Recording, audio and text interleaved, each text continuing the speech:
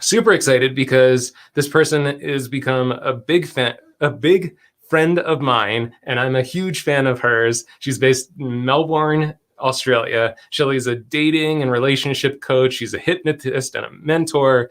She really tries to help support people coming into their true identity and to build up some true self-esteem. So please, in the chat, please type in "welcome, Shelly." Hi, Shelly. Hello, how are you? Good morning. It's way past my bedtime right now. Shelly, it's what, like super early in the morning on Thursday for you, huh? It's 10 a.m. So it's not super early in the morning by normal people standards, but we're not normal people here in my house. There you go. Hey, when we got together, you know, and had our conversation on what we wanted to bring to the table today. Oh, cool. Clive's watching. Hi, Clive. But so I guess a little side story. Shelly and I have been in this next level mentorship group together for what, the last 6 months? Has it been? 7 months. Yeah, and it's been really incredible. So we've got a couple of our friends coming in from that too. But when Shelly and I got together and talked about what we wanted to share tonight, Shelly, the thing that came up was Mindfully Misfitting, which I thought was such a cool title. But why is it important for us to mindfully be a misfit? Well, I guess a little bit of my backstory. I grew up weird, right? And I grew up weird in a really small country town. And I had this real attitude about being the weird kid, right? And that attitude, it was intimidating. It kind of pushed people away. And as I grew up, I kind of came to this realization that I could be weird, but I could also be kind and friendly and mindful and draw people to me rather than pushing them away. So that's really what I try to bring to people and what I try to teach to people through my coaching and all of the work that I do in helping people to grow their self-esteem and helping people to embrace and own their sexuality. So yeah, that's basically what mindfully misfitting is to me. It's being exactly who you are, exactly in your own way, and still being, you know, charming and drawing people to you rather than pushing them away. Yeah, beautiful. So at what point did you make that shift of like, oh, well, okay, yeah, and I would imagine some of what you the certain ways that you were working with people when you were a kid probably were based on how you were being treated yourself. But at what point did you kind of find out that, hey, I can actually interact with people in a new way, in a different way, even if I am the misfit in the crowd? Yeah, so I guess after I finished high school, I moved from the small country town to big old Melbourne. And it was a real wake-up call for me because I was like, actually, I'm not so different. I'm kind of like, I went from being like this big fish in a little pond to being like a little fish in a massive pond. And I realized that all of the things that were me, the image that I was putting out could either repel people or attract people. And I didn't want to repel people. I was like brand new in this new place. So I had to kind of find a way to be me, but to also allow other people to be exactly who they are as well, without kind of going, well, my way is right and your way is wrong, because everybody's way is right for them. Right. Yeah, absolutely. So how many of you guys so far just like putting me in the chat are kind of feeling like, yeah, I kind of grew up a little bit as the misfit of the weird kid in school? Because I know that like Shelly, I kind of had a interesting version of this because I felt like I was kind of the weird kid, but also I got along really well with other people. So I could kind of like surf between a lot of different places. And so for me, I feel like I learned that technique of how to work with other people that were different from me at a pretty early age. But in some ways, I feel like it kind of also maybe made me not as authentic sometimes as I could have been, because there was that part of me, Lorraine saying, yeah, big misfit. Miss Zombie Angel saying, laugh out loud, jinx. Clive saying me, Carlos saying me. Awesome. And so I guess my point is that there was that place that I also had to say, okay, well, at what point is trying to be cool with all the different groups of people not allowing for me to be fully myself too? So that authenticity part is so key. And like, where did you eventually find, like, okay, this is the like pure authentic version of me? I feel like what you were just describing there about, I kind of like the word chameleon came into my head as you were talking about that. And I kind of, I feel a bit like that as well, where, you know, with one group of people, you'd be a certain way, and then you'd be a certain other way with a different group of people. And that was exhausting for me. I was like, I don't know who I'm supposed to be with these people. I don't know who I'm supposed to be with those people in this situation. And it just became this big, it was a big source of stress for me. So eventually I just came to the point where I was like, you know what? I'm just going to be who I am. And if people like that, great. If people don't like that, that's also great. Rather than trying to please everybody, because you can't, I just was like, you know what, I'm just going to please myself, and I'm going to have to learn how to be okay with people who don't like that, because there's going to be those people. I'm not everybody's cup of tea, and I'm okay with that. Yeah. So to the point, because I think that is the catalyst for people wanting to adjust and kind of sculpt themselves to fit in here, fit in there, is that fear of judgment or being left out. So how do we kind of calm that fear so that we can feel okay being more authentic? For me, it was the realization that people are going to think things. And there's nothing we can do to stop that. People are going to have opinions, and they're going to have, you know, they're going to think that their way is right and your way is wrong. People are going to think whatever they're going to think, and there's nothing you can do about that. When it comes, like, I mean, if you want to go on the grand scheme of things. Oh yeah, let's go there.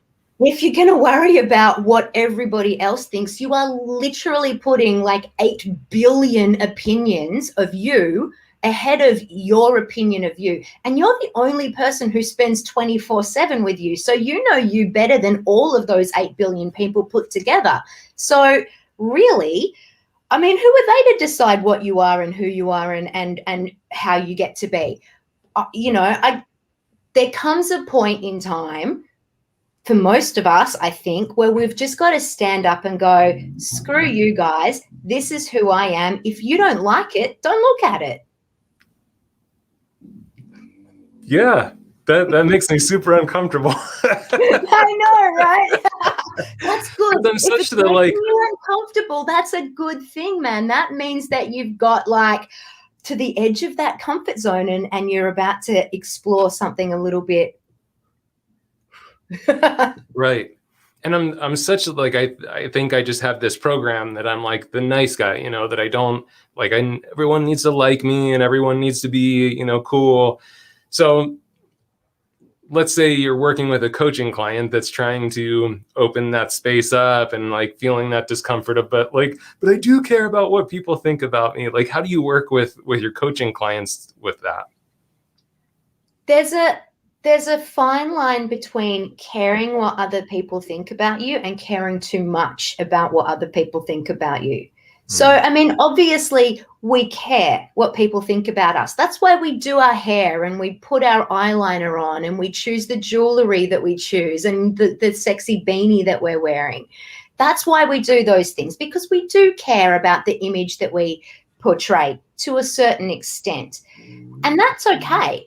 When it becomes not okay is when you base all of your decisions on what are they going to think.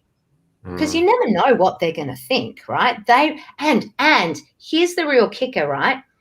We spend a lot of time going, oh, I won't do that because somebody might think badly of me. But the other side of it is, man, if you just go out there and be exactly who you are and do it in exactly the way that makes you feel good, you might inspire the hell out of somebody to do that for themselves as well. Yeah, absolutely. And you're right. It's kind of mind story and mind chatter that kind of comes in, because that's what's telling us, well, they might feel this certain way about it, or they might think this certain way about it. So what do we tap into instead of the story? Tap into here, tap into the heart, and tap into what you actually feel about yourself. Like, if you're going to, like, you know, let's just go back to a simple example. If I put a hat on and I look in the mirror and go, man, this hat makes me feel great. You know, this hat makes me feel on top of the world, super confident. Man, if I had that hat, I would totally rock it. So if I put my hat on and I feel like I look great, I feel great, I'm confident, I'm all of the things that I want, and then I go out into the world and someone looks at me funny and I go, oh shit, is it my hat? Oh, and I take my hat off and now I'm like, I don't know how to feel, because now my hair's all messed up because I've had a hat on all day. You know what? Just keep the hat on, because that person, they might be having a bad day. They might not like the color of your hat. They might think, well, actually, I want to see the color of your hair under the hat instead. None of that matters. None of it. Yeah. Unless you're going to, you know, I mean, again, let's go extreme grand scheme of things. Unless you're going to go out and ask all of those billions of people what they think of your hat every day before you put it on, what a waste of time. Just put the hat on and love yourself. Oh, that's so awesome. Katie Bell just said, I'm the girl with the hat. Oh, good, Katie. I love your hat, Katie. Yes, so awesome. So, and I know that part of the process of becoming more true to ourselves and becoming more authentic to ourselves is also being willing to say no to things that are inauthentic to us. Mm-hmm. And I know you've had some experiences in having to say, okay, no, so that I can say yes over here. Yeah, exactly. And it's hard. Hey, like, we're not taught to say no. We're not taught to, and I think there's an element of people pleasing that we all sort of grow up with. You know, when we're little kids, you know, we're taught to be polite and we're taught to be, you know, respectful and quiet and all of those things. And that's great, right? Those are, you know, basic things that we need to learn so that we can get along with other people in the world. But then we get a little bit too extreme about it sometimes, and we end up saying yes and like, you know, kind of squeezing ourselves into little boxes that we don't want to be in. And I personally went through a lot of like, I would just say yes to everything. Yes, I want to go to that party. Yes, I'll do this thing for you. Of course, I can help you out with that thing. And it was exhausting. And then after I'd said yes to all of these things, I would then exhaust myself even further by thinking to myself, oh, God, I really don't want to do that thing. How do I get out of it? Like, what kind of excuse do I make up to get out of it now? And then I came to this realization that if I just say no in the first place to stuff that doesn't feel good to me, then I save myself a whole lot of trouble. And again, yes, you're going to upset some people. Yes, you're going to let some people down. But who would you rather let down? Would you rather let yourself down continuously, like 8 billion times? Or would you rather let that one person down so that you can have a little bit of whatever you need? Because honestly, you can't give to anybody else. You can't be helpful to anybody else if you're depleted. Right. Saying no to stuff is one of the biggest pieces of self-care that we all need to to kind of learn and embrace. And on the other side of that, we need to learn and embrace rejection, I suppose, so that when someone says no to us, we can go, okay, that's because of them, not because of me. Yeah, absolutely. And I think you're right. There's kind of there's always been that pretty consistent message too of you have to say yes, you have to say yes, you have to say yes. And it's almost like I understand the point of it. I understand why we want to say yes. And we talk about that as people are building their career, like say yes to everything, like just jump in. And I think that maybe in some areas of life and maybe in some points of life, there's a time to say, yeah, sure. Okay. Yeah, I'll try it. I'll try it. I'll try it. And then there's also that point that you have to start saying, well, okay, I've tried those things and that's not me.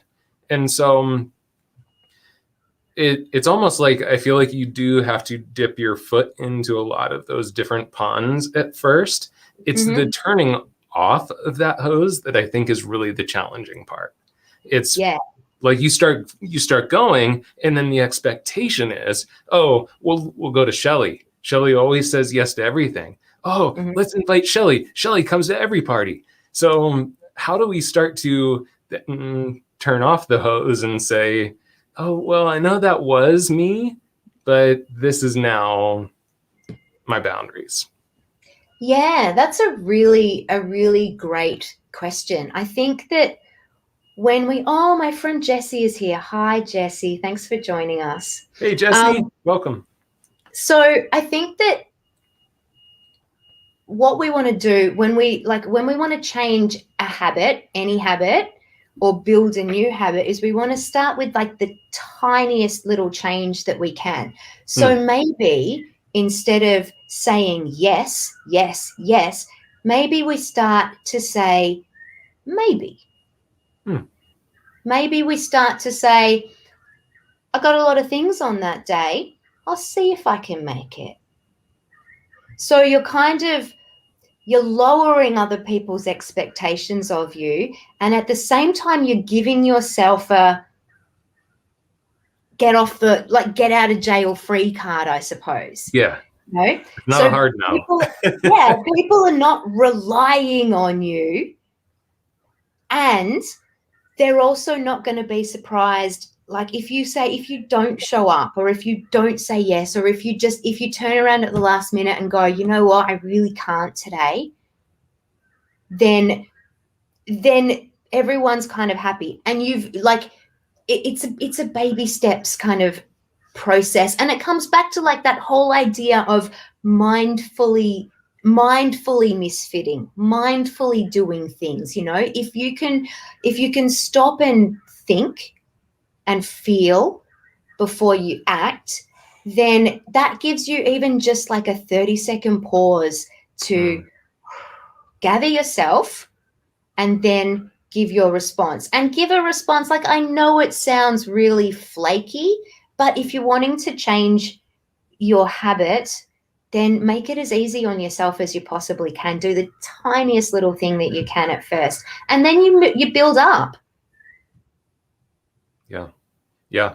I love this. Carlo brought up, this is a good friend, Carlo. He said, I started by saying, let me give it some thought and I'll let you know, which I love that because it gives you kind of that time and space. Because I think that's also kind of the hard part, right? Is that our just kind of like neuro programming that we're running on most of the time is just our old habits and patterns. So of course, in that moment, you're kind of like, oh yeah, totally. Shoot, I just did it again, you know? So do you have any thing that you work with your like coaching clients or anything? Because I love that you mentioned do something mindful, so you have that time to take the breath, think about your response.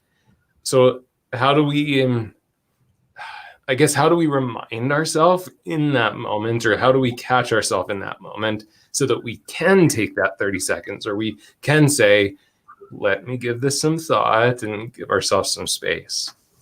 Yeah, that's the real moment of truth, I guess, is being able to find that moment of pause And honestly, it's a practice thing. And it's a being very kind to yourself thing. Like if you screw it up, then rather than getting into like, beating yourself up over it, just go, you know what? I didn't do that as well as I would have liked to this time. I know for next time, here's a better strategy that I could try out.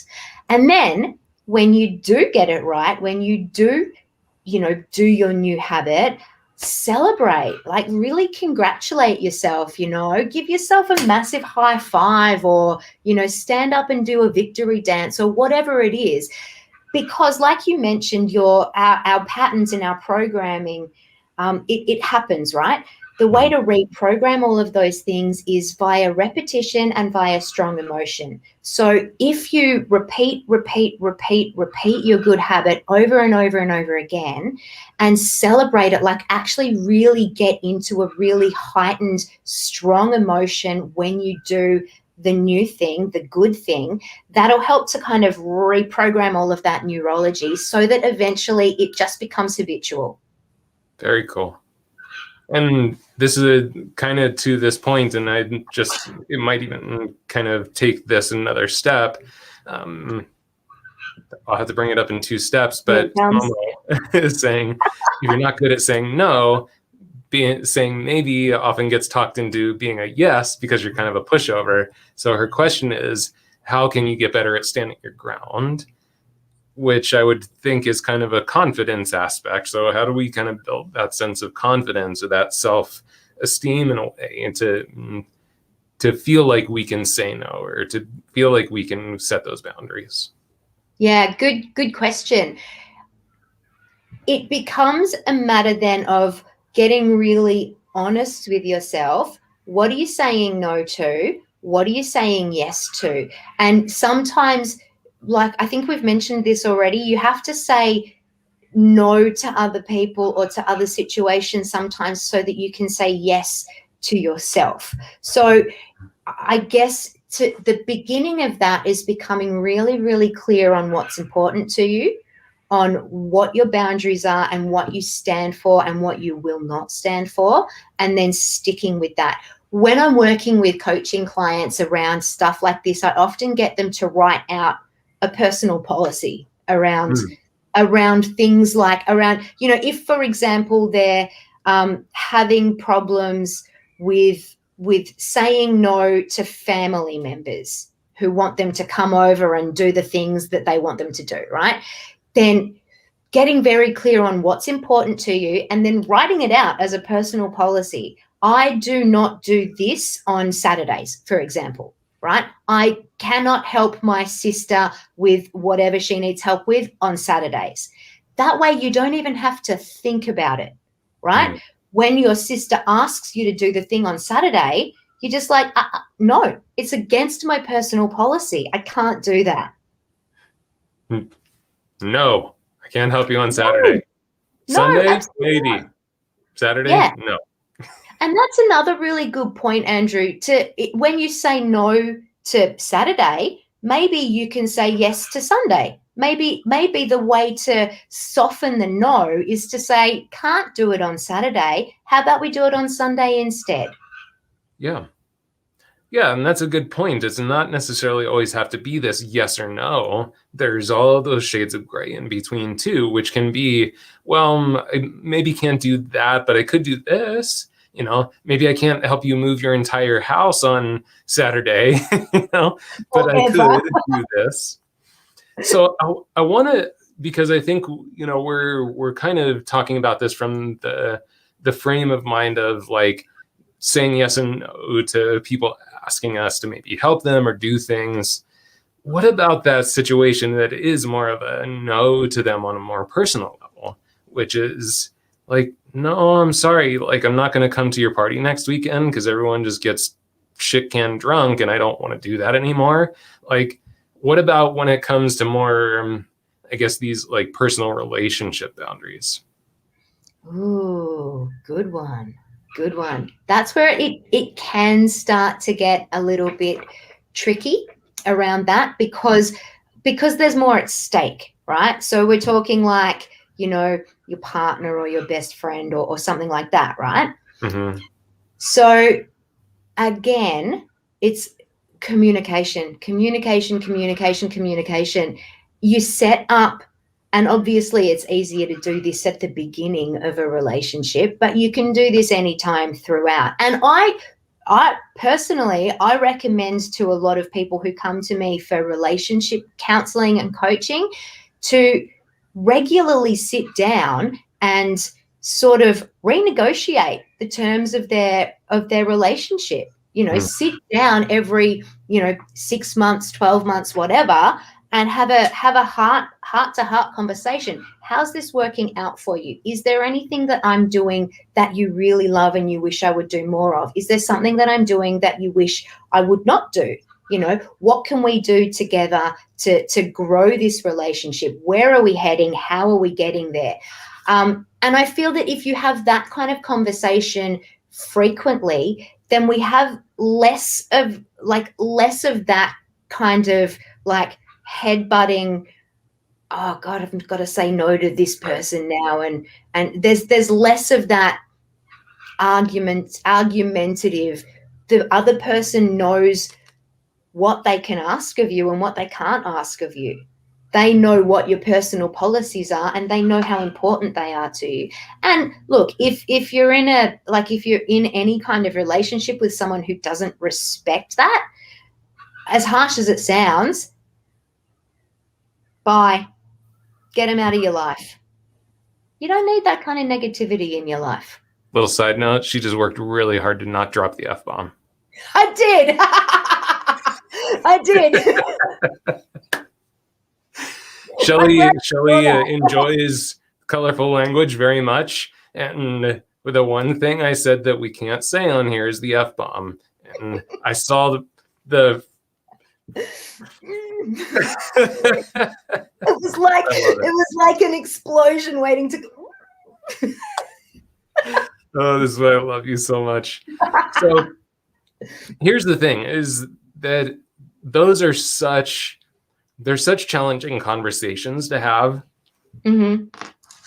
But really, what is at stake, right? Because we have that conversation, being able to say no so that there's a yes to yourself. So really, what's at stake if we don't take the opportunity to create those new boundaries, to have the willingness to say kind of yes to ourselves and our own needs and wants and future? Like what's at stake? So much is at stake. I feel like our happiness is at stake. Our authenticity, our autonomy. There's so much, and there's so many very, very important things that we give up in order to please somebody else. It's like, I don't know, like the old relationship cliche about how it's better to be on your own than to be with the wrong person, which sounds lovely and it sounds easy enough to do. And it is. But first we got to get over that fear of being alone. Ouch. Yeah, exactly. If you can become your own bestie, then you're going to have a much easier time letting go of people who don't vibe with you, who don't respect you. And anyone who doesn't respect you can just go. Yeah. And that's such a good point too, like becoming your own bestie, because that's such a huge part of everything we're talking about when we talk about authenticity and being okay with who you are and saying yes to yourself. I love how you put that. It's getting over that fear of being alone. But if you're your own best friend, then we can let go of that. So I know we've kind of touched on this, but I want to kind of stay on that track of like, how do we build that for ourselves? Because it seems like that's really the missing part is, okay, if we're going to say no, or if we're going to kind of set those boundaries, we have to feel secure within ourselves. And we have to feel, I guess it's not necessarily getting rid of the fear necessarily of the, if I say no, this might happen. I guess it's kind of getting comfortable with the fear of it by becoming more comfortable with ourselves. So are there things that you work with your clients to help to build that resilience? Yes, there are a lot of things. But first and foremost, it's turning off that critical voice in your own head.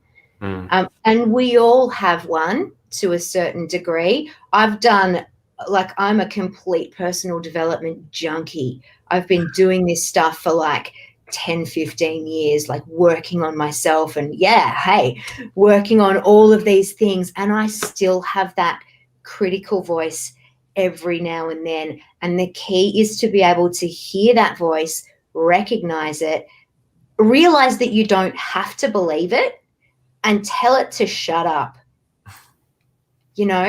because that critical voice is not doing you any favors. So, you can be rude to that voice.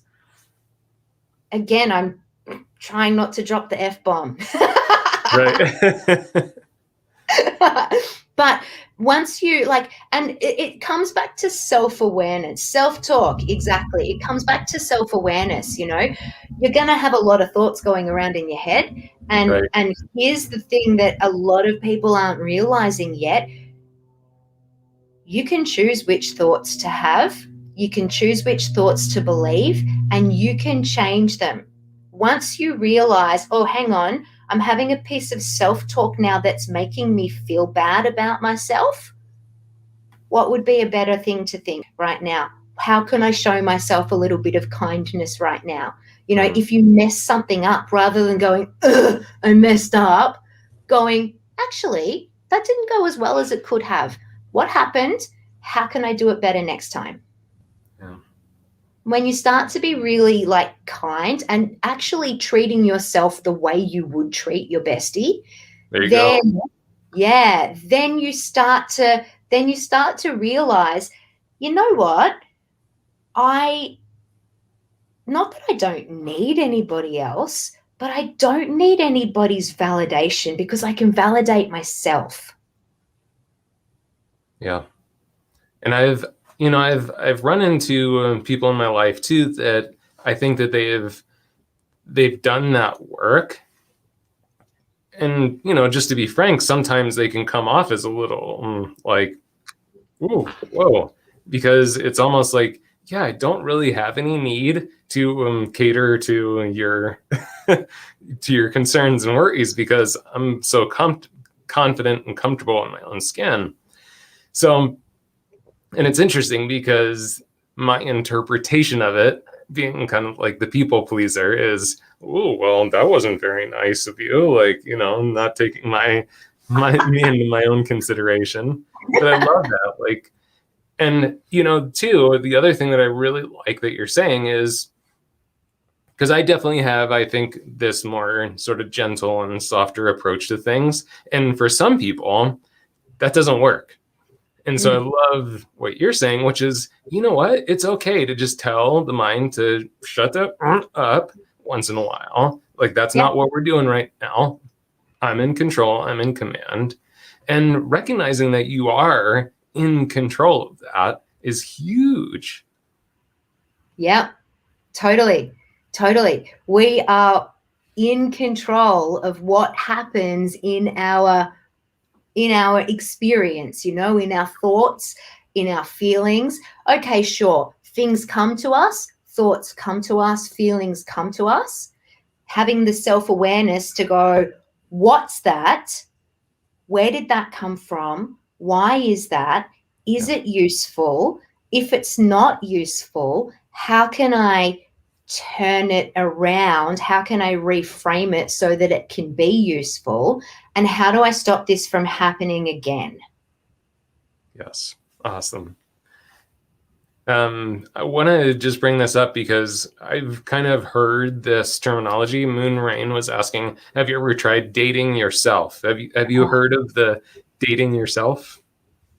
yeah, it's brilliant. It's absolutely brilliant. Um, and it takes a lot of, like, when we're talking about dating ourselves, we Hmm. can, I mean, you might think about like how intimidating or scary it might be to go and sit down at a restaurant by yourself and have dinner.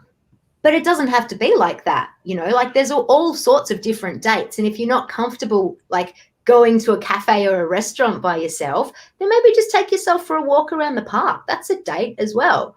Go Yeah. sit and look at a tree for a little while. Go sit on the beach by yourself. You can turn just about anything into a date. So again, it's about taking the tiniest step possible. Maybe you go get a takeaway coffee and sit on the beach and drink it and look at the waves. This is what I'm going to do this afternoon, actually. And then maybe the next time you go sit in the cafe and drink the coffee by yourself. And then maybe after you've done that a few times, you work up to, I'm going to take myself out for dinner. I'm going to get dressed up. I'm going to do my hair. I'm going to put some eyeliner on, and I'm going to go out and have dinner by myself. Again, it's like tiny, tiny. Often we think that we have to go from 0 to 100 like that, and we don't. There's, like you said, all of those shades of gray, all of those numbers in between that are useful and worthy as well. You don't have to do it perfectly the first time. You can mess up a few times. You can mess up every time, as long as you learn something from when you mess up and do a little bit differently next time. Yeah, absolutely. And I would imagine like during that time, you'd almost want to do what you would do on a date, like kind of have that same kind of conversation with yourself. Like, so yeah, tell me a bit about yourself. And, because it's like that's the time that we don't take for each other or for ourselves. And, Mm-hmm. Tara saying that is so intimidating for me. But and Adele had said, I don't like to be alone. Why why is it so hard for us to just turn to ourselves and have those same conversations or those same experiences alone? Mm. It's interesting, isn't it? I mean, humans are pack animals, right? We're social creatures. Hmm. Which is, great. And that's probably why, maybe that's part of why we have trouble being alone. But, the pack is made up of individuals, and we each bring our own little piece of us into the pack, whether the pack is, you and your partner, or you and your family, or you and the whole world. We're all an important part of the pack. And we do ourselves a disservice if we don't know what part of the pack we are and what we bring to the pack. Right. So I feel like getting to know yourself on a one-on-one level is so important, so that you can learn, no, this doesn't work for me, and this is a situation where I need to say no, and this is a situation where I can say yes, and this is a situation where I need to say, I'll get back to you later. I have to think about it for a bit. And there's always time to stop and think about it for a bit. Always. Even if it's just a 10-second pause. It's just remembering to have that pause, and that comes with repetition and practice and kindness. Love it. Absolutely. Yeah. And Carlo had mentioned too, part of the reason we're so uncomfortable with spending that time by ourselves and looking at ourselves is because many of us were told you're not enough. And for sure. Mm, And I mm. do want to kind of comment to this because Miss Zombie Angel, means by Mandy, I love Miss Zombie Angel. That's so awesome. Is something wrong with me if I enjoy alone much more than crowds? No, Absolutely not, right? absolutely not. I'm kind of like that as well. I could hibernate in my little cave here endlessly. And quite often I need my friends to remind me, hey, we haven't seen you for a while. Do you want to come out and have dinner with us? Yeah. Yeah, and it's interesting because my wife Michelle, she's much more like that. She's pretty much happy. I mean, COVID has been like, yeah, what? Like this is how I live. Like I stay home all the time, you Yeah. know? And I'm not super extroverted. Like I don't have to be around people all the time, but I need those doses of like community and connection. And so it's been interesting too, even within our relationship, to find those balances and also find the understanding that like one way is not right, one way is not wrong. It's just, yeah, this is who I am. Like I'm cool. She's very happy to just be here at home by herself. And then for me, it's being able to kind of have the courage to say, okay, I support that in you. Mm, And I'm going to go kind of have my needs met for community and connection by I'm going to go out and do this thing on my own, maybe, or because I, especially when I used to travel and stuff, I got much more used to being alone because I wasn't very comfortable with it before. mhm, But the short answer is no. Of course, there's nothing wrong with any of it. That's completely, and just each individual has to look at it. And just even bringing up the word needs, I think that that's a huge part of it too, is recognizing mhm, that if we fulfill the needs for ourselves, which if we look at, okay, why are we trying to please other people? Why are we trying to make these other people happy? There's a need inside of us somewhere that people pleasing or that giving up of ourselves, there's a need inside of us that is actually fulfilling in some way. One of the mhm, interesting questions we learn through our coach training and stuff is because we believe that everything is basically with some purpose to try and serve us in some way, even if it mhm, seems on the outside that it's detrimental. But looking in and seeing, okay, what am I trying to do, or what is this situation trying to do in a positive way for me, but manifesting in a way that's not necessarily resourceful. And then mhm. you can start to see, okay, well, that's a need I have inside of me to be met. Yes. I have a need for appreciation. I have a need for belonging and community. So, how can I begin to meet this in a way that is more beneficial to me? Yeah. Yeah. And you don't like, I haven't found a way to really do that kind of deep introspection and getting to know yourself without having that alone time. And whether it's, alone time where you go out and take yourself on a date, or if it's alone time where you make yourself a nice cup of tea and sit down and journal, or if you just sit there and think, but a time where there's no outside input, no social media, no looking at your phone, no chitter chatter from outside, just you and you sitting Mhm. down and getting all of that processing done. Yeah. So I know that too. You work with hypnotherapy. Is this something that hypnotherapy works with? Yeah, totally. And a lot of the hypnosis and hypnotherapy that I do is around doing all of that reprogramming Mhm. and like just sort of helping people to, I mean, it's great for you, just like as the client, you literally sit back and close your eyes and have a little rest. And I talk some really positive, empowering things to you that goes straight into your subconscious mind and starts to sort of rewire and reprogram all of the negative stuff that goes on. Nice. That's Yeah. cool. It's something I don't have any experience with. I've always wanted to know what it's like to be hypnotized and what it works for and what it doesn't. Yeah, we'll do a session one day. I can do online as well. Oh, great. Okay, cool. So are you going to hypnotize me and make me like stand up and squawk like a bird, or? Yeah, watch the what? No.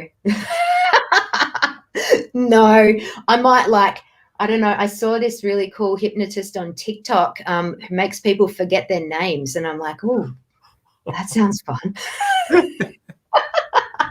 I love it. You are such a blast. You are so much fun. Shelly, Hey, thank you so much for coming on. I think this was such an important topic, and I hope you've been able to glance at the comments here and there, because this is definitely seems like something that people needed to have a conversation around. So, what's the best way to stay in contact with you for the oh, audience? I'm a little bit, I'm not very much on the social medias, to be honest. I'm on Facebook. You can find my page, The Mindful Misfit, on Facebook. I also have a group on Facebook called the Sexual Freedom Revolution, which you can get to through my Facebook page. I don't have Instagram. I don't really have anything else. I've got a website, themindfulmisfit.com, but really the best way to contact me and to follow me is on my Facebook page, The Mindful Misfit. Thank you. And do you work with people that are from other countries and stuff? Like if someone felt a connection to you, could they reach out and work with you if they're in the United States? Absolutely. Absolutely. I do all of my coaching and hypnosis online. So it doesn't matter where you are in the world. If you want to have a chat, get in touch via my Facebook page and we'll figure out what we can do together. Beautiful. Thank you so much, Shelly. This has been such a pleasure for me because I just love you to death. But Oh, like I said, I think people really got a lot out of this today. thank you for having me. We appreciate you.